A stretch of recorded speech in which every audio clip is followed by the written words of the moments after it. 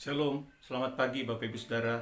Selamat kita berjumpa lagi dalam kasih Tuhan kita Yesus Kristus yang sudah memelihara kita dan mengasihi kita.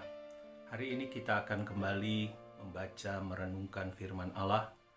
Tetapi sebelum lebih jauh, mari saya ajak kita sama-sama berdoa terlebih dahulu. Bapa di surga, Bapa dalam nama Tuhan Yesus, terima kasih buat penyertaan Tuhan sepanjang malam, sehingga pada hari ini kami boleh bangun dengan tubuh yang sehat, tidak kurang suatu apapun. Pemeliharaan dan kasih sayang Tuhan, panjang sabar Tuhan dalam pemeliharaan-Mu, kuasa firman-Mu tetap menyertai kami dalam kekuatan Roh Kudus.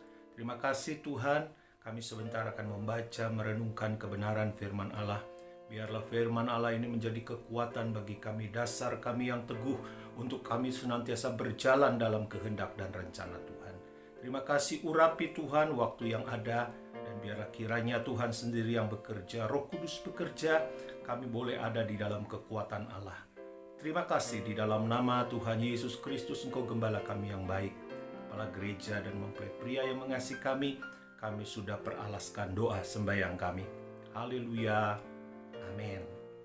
Puji nama Tuhan. Saudara, pada pagi hari ini pembacaan kita ada pada 1 Raja-Raja pasal yang ke-8 dan yang ke-9. 1 Raja-Raja pasal 8 ini mengisahkan bagaimana Salomo mentahbiskan bait suci yang sudah selesai. Kemudian kita lihat di dalam pasal yang ke-9, saudara, pasal ke-9 ini bagaimana Tuhan menampakkan diri kepada Salomo untuk kedua kalinya. Kita lihat bagaimana bait suci sudah dibangun oleh Raja Salomo. Ini adalah keinginan daripada Raja Daud untuk bisa menempatkan Tuhan di dalam suatu suasana atau satu tempat yang indah, ketika dia berkata, aku punya tempat istana yang baik, tetapi Tuhan kok tinggal di tenda. Kemudian Daud punya satu inisiatif yang baik untuk mendirikan bait suci bagi kediaman Allah. Tetapi kita lihat bagaimana perkara itu akhirnya jatuh kepada Salomo, karena Tuhan mempercayakan pembangunan bait suci itu kepada Raja Salomo, yaitu keturunan daripada Daud. Di dalam pasal yang ke-8, saudara, saya akan bacakan ayat yang ke-10. Ketika imam-imam keluar dari tempat kudus, datanglah awan memenuhi rumah Tuhan, sehingga imam-imam tidak tahan berdiri untuk menyelenggarakan kebaktian oleh karena awan itu, sebab kemuliaan Tuhan memenuhi rumah Tuhan. Pada ayat yang ke-12, pada waktu itu berkatalah Salomo, Tuhan telah menetapkan matahari di langit, tetapi ia memutuskan untuk diam dalam kekelaman. Sekarang aku telah mendirikan rumah kediaman bagimu, tempat engkau menetap selama-lamanya. Ya, ini merupakan satu tugas yang akhirnya berhasil Salomo lakukan, mendirikan bait suci. Apa yang sudah diwariskan ya oleh Daud, kemudian diteruskan oleh Raja Salomo, sehingga Raja Salomo menyelesaikan bait suci.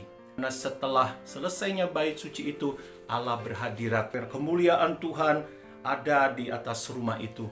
Bahkan di dalam pasal yang ke-9, saudara ya, kita lihat bagaimana Tuhan menampakkan diri kepada Salomo, mendengar doa-doa Salomo.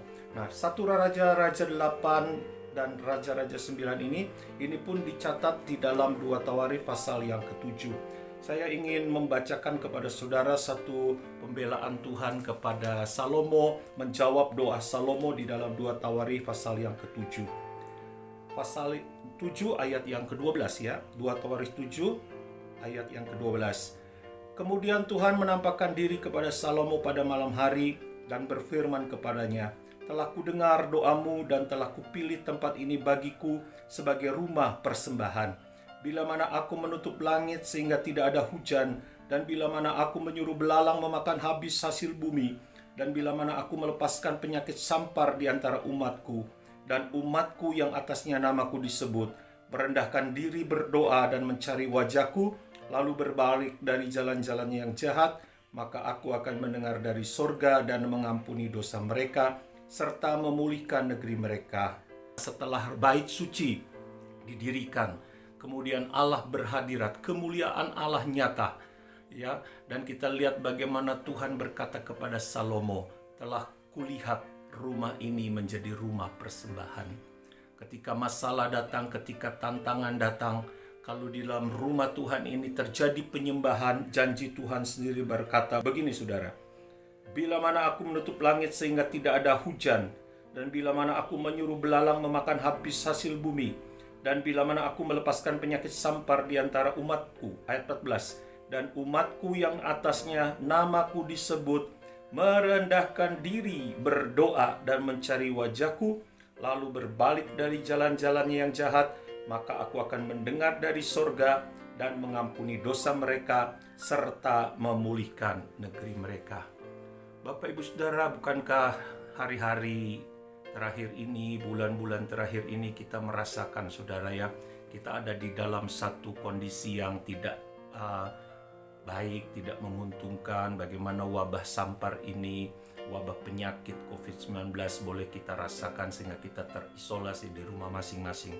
Saudara, pembacaan firman Allah pada pagi hari ini, biarlah ini menjadi satu pengharapan kita yang baru kepada Tuhan.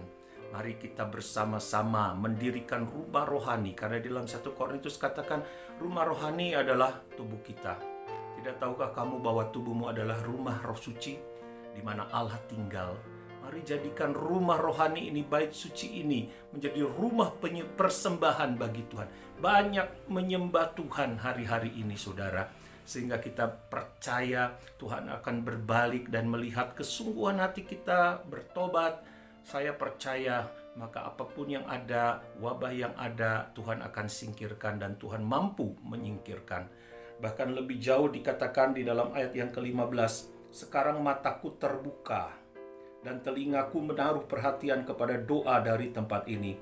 Sekarang telah kupilih dan kukuduskan rumah ini supaya namaku tinggal di situ untuk selama-lamanya. Maka mataku dan hatiku akan ada di situ sepanjang masa. Ini luar biasa saudara. Janji Tuhan berkata, namaku tinggal di situ. Bukankah nama Tuhan adalah perlindungan yang kuat? Orang benar akan lari kepadanya. Kalau nama Tuhan ada dalam kehidupan kita, maka Tuhan akan membela kehidupan kita. Kemudian dikatakan mata Tuhan akan tertuju kepada kita. Mata Tuhan ini menunjuk kepada perhatian Tuhan kepada tiap-tiap kita. Dan berikutnya dikatakan hatiku akan ada di situ sepanjang masa. Hati ini berbicara soal kasih. Dan biarlah Tuhan mengasihi kita. Kalau hati Tuhan ada dalam kehidupan kita, kita adalah orang-orang yang dikasihi, menjadi milik kepunyaan Tuhan. Saya percaya kita menjadi biji mata kesayangan Tuhan bila nama Tuhan ada di antara kita. Ya, kemudian kita melihat bagaimana mata Tuhan memperhatikan kita. Dan yang ketiga, hati Tuhan ada dalam kehidupan kita. Maka tidak usah takut, tidak usah khawatir. Syaratnya kita banyak menyembah Tuhan. Hari-hari terakhir ini kita banyak menyembah Tuhan, memohon ampun dan pertolongan daripada Tuhan, supaya Tuhan memulihkan keadaan kita. Puji Tuhan saudara, biarlah renungan pada pagi hari ini senantiasa membawa kita untuk lebih dekat kepada Tuhan. Puji Tuhan, mari kita berdoa. Bapa di surga, terima kasih buat berkat Tuhan. Terima kasih buat renungan firman Allah. Ketika kami selesaikan tubuh rohani kami ini menjadi rumahnya Roh Kudus, kami percaya Tuhan apa yang menjadi janji Tuhan kepada Raja Salomo, maka kami percaya nama Tuhan pun ada di dalam kehidupan kami. Mata Tuhan tertuju kepada kehidupan kami, dan kasih Tuhan akan tinggal dalam tubuh kami, dalam hidup kami sampai selama-lamanya. Sehingga kami ada di dalam jaminan yang kekal. Kami adalah milik kepunyaan Tuhan sendiri, dan kami percaya pertolongan Tuhan akan tiba pada waktunya. Kami berdoa untuk negara kami, bangsa kami, bahkan dunia pada umumnya. Tuhan akan pulihkan dari wabah ini, dan kami percaya Tuhan yang akan bekerja. Terima kasih Tuhan, terpujilah namamu. Di dalam nama Tuhan Yesus Kristus, Engkau gembala kami yang baik, kepala gereja dan mempelai pria yang mengasihi kami sudah beralaskan doa sembahyang kami. Haleluya, amin. Puji Tuhan, saudara, terima kasih. Kita sudah bersama-sama bersekutu di dalam kebenaran firman Allah. Sampai jumpa, Tuhan Yesus memberkati.